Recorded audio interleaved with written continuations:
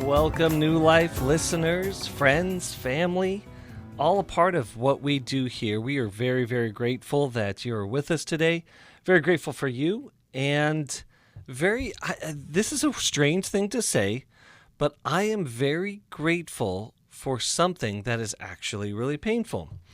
I'm grateful for the ways in which we get stuck, whether that be addictions or whether that be our pain or whether that be the challenges and struggles in our life.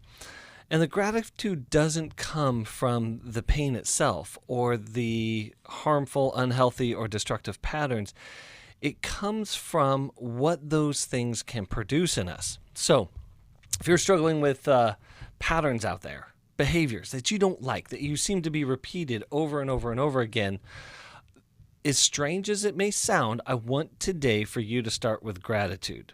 I'm thankful for it. Again, not thankful for these actual things, but thankful for where they can lead us. And here's what I mean by that. From the addictive patterns that I've struggled with in my own life, from some of my childhood trauma, all of those things have led me to do deeper work. The pain did become motivator to enter into a deeper level of transformation. Now, don't get me wrong. It's all really hard work. It's still hard work today. But the gratitude is I don't and we don't have to live in those old, unhealthy, destructive ways. That is really what we're about here at New Life, bringing hope and healing to life's hardest places. And I remember long ago, I was sitting with my 12-step sponsor, and he told me, he'd say, hey, there would be a day that you would be thankful for your addiction. Now, I thought that he was out of his mind, and he was out of his mind, to me at that point in time. And I couldn't see it. In fact, I was so mad, I almost wanted to have an act of violence, hit him in the neck or something, But he said, no, stay with it. And you'll realize that this struggle is the very thing that has motivated you into a deeper relationship with God, into deeper personal work. Again, like I said, into deeper levels of transformation. Now, some of us out there sitting around being like, how do we know that we're in these bad or destructive behaviors? Well, let me start here really quickly. Sometimes it's really, really hard to recognize our own patterns. And that's because we live with these defense mechanisms inside of ourselves. So one of those is denial. One of those is minimization, and say it's no big deal. We justify it, justification. There's rationalization. Well, I do this because. And so all of those patterns kind of keep us defended. But also the defenses keep us stuck. If you have people in your life, or there's a theme in your life that is a struggle, a challenge, or a trouble that keeps showing up over and over and over again, the best thing that you could do is start here. Courageous honesty.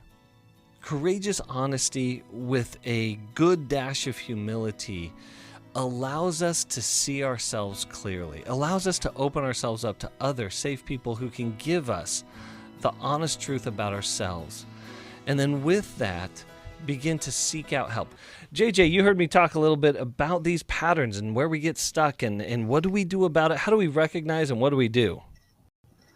I did, Chris. It's good to be on with you. Yeah, so what do we do? Well, I think there's a couple of things we need to do. One is we need to identify what it is that we want to be different. It's not enough just to say, oh, I don't like this part of my life. I don't like this pattern of behaving, or I don't like this pattern of relating.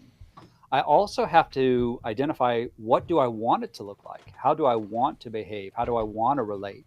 And that can be as simple as looking around at the people around you that you respect, that you appreciate their life, and say, okay, I want my life to look more like them.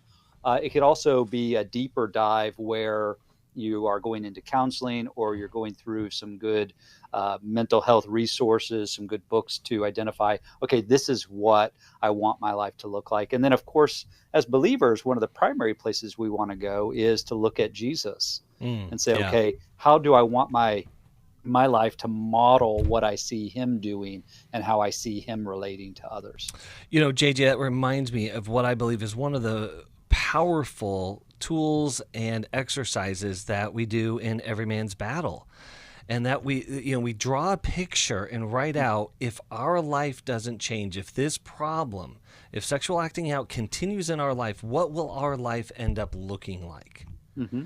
But if we were to find relief and recovery and true recovery and healing, well, then what would our life look like? Right.